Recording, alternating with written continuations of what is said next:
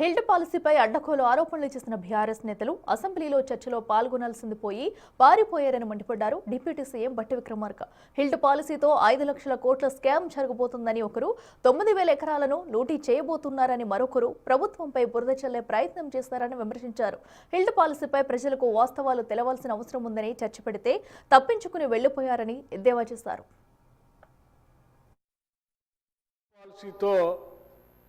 రాష్ట్రంలో ఉన్నటువంటి భూములన్నింటినీ అమ్మకానికి పెట్టి 5 లక్షల రూపాయలు 5 లక్షల కోట్లు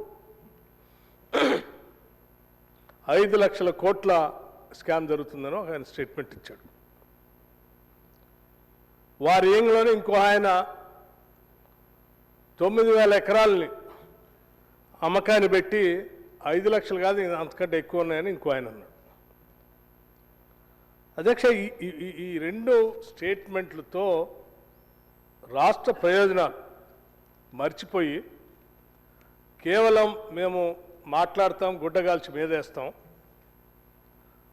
ఆ మసి మీరు తూడ్చేసుకోండి అని చెప్పే విధానంతో ఈనాడు ప్రతిపక్ష పార్టీకి సంబంధించిన నాయకత్వం ఈరోజు రాష్ట్రంలో రాజకీయాలు చేస్తాం. రాష్ట్ర ప్రయోజనాల కంటే వారి సొంత ప్రయోజనాలే ఎక్కువగా దృష్టిలో పెట్టుకొని ఇటువంటి స్టేట్మెంట్లు ఇచ్చిపోతా ఉన్నారు.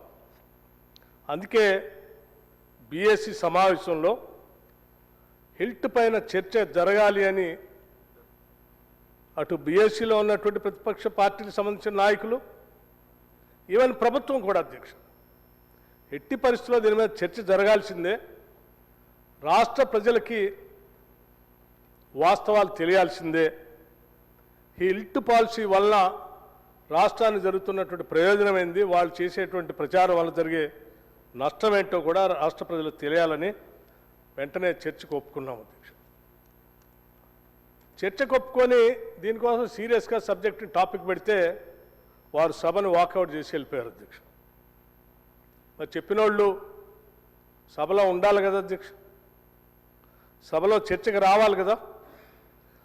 బయట ఇచ్చిన స్టేట్మెంట్ మేము దానికి కట్టుబడి ఉన్నాం, దీని పూర్వాపరాలు ఎలా ఉన్నాయని సభలో రాష్ట్ర ప్రజలు చెప్పాల్సిన బాధ్యత నుంచి తప్పించుకొని పారిపోయి వాళ్ళు ఈ రాష్ట్రాన్ని, రాష్ట్ర ప్రజలను కూడా